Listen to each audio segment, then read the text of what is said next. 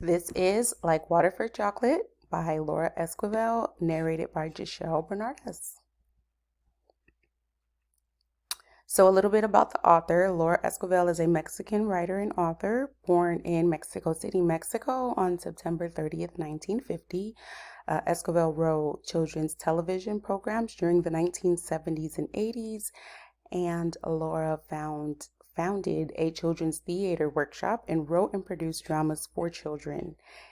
In 2012, Esquivel was elected federal representative for the Morena Party, and Esquivel also was the head of the Mexico City Cultural Committee. Laura Esquivel is now 74 years old and still lives in Mexico City, Mexico. She discovered her love for writing while teaching kindergarten, where she enjoyed writing plays for young students.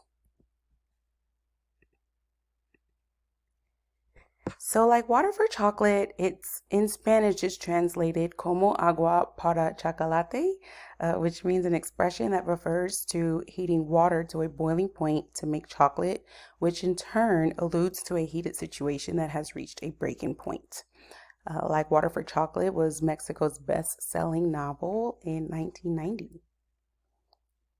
So there's a couple of themes in the book, Like Water for Chocolate, but they all relate to responsibility, love, patience, food and cooking, violence, tradition, and gender roles.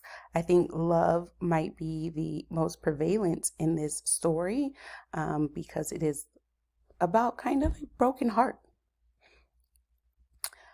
Like Water for Chocolate, the summary, it is also a cookbook. There are 12 chapters, one for every month of the year, starting when Tita de la Garza was 15 years old. So Tita was born in the kitchen, literally, and finds cooking as her escape from reality. Anyone that eats Tita's food is also capable of tasting and feeling her emotions, whether good or bad. Magical realism. So Esquivel uses magical realism as a style of writing in narrating the story of Like Water for Chocolate. Magical realism utilizes elements of fiction about dream or reality in relating to real life scenarios or truth of a situation. To add flavor in narratives, magical realism includes magical fantastic and exaggerated elements which are normal to the characters but absurd to the readers. In the novel, magical realism is used to reveal magical realistic representation of the real world. The characters can also communicate with ghosts, and ghosts can also meddle with the lives of the living. A little bit about Tita. Tita is a bright-spirited girl who is the protagonist of the story.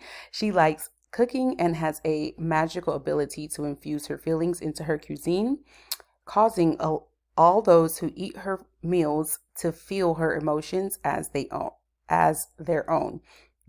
As the youngest daughter in the family, she is bound by the family's tradition of devoting her life to taking care of her mother until she dies.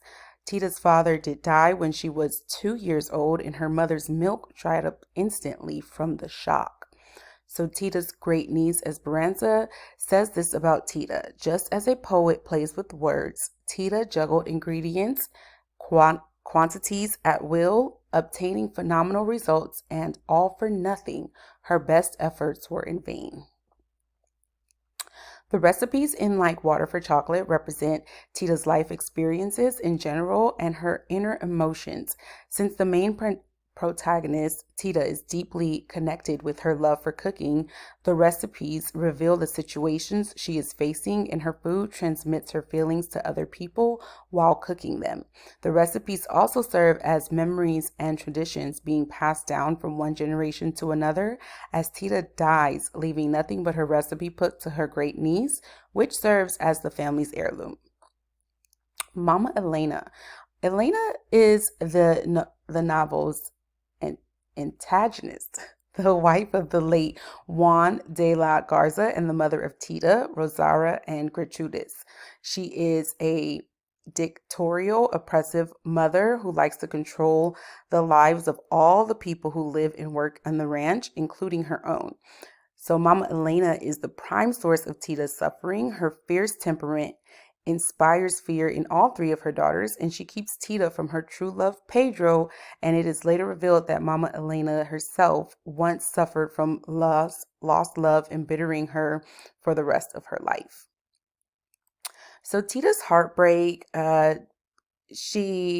a lot of things that kind of display Tita's heartbreak in this novella, but she frosted the cake with the meringue icing as well as she could and went to her room, a terrible aching in her heart. She cried all night, and the next morning she did not have the strength to help with the wedding.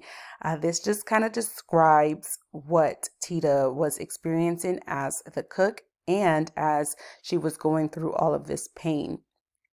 After Rosaura and Mama Elena both died, Tita and Pedro are finally into each other's arms again, but as they passionately make love, their feelings turn into burning flames, leading to their tragic death.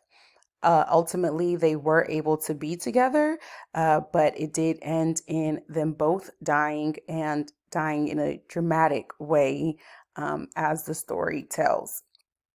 I feel like this book would be a good book to read along with the other books that we read in this semester. The Joy Luck Club is another book that spoke to me, being a first generation American and just knowing different cultures and how they mesh. It is so interesting to want to please your parents, but also want to live for yourself. And I think that is what Tita it ends up doing. And that is also what the Joy Luck Club can be referred to as well. Thank you.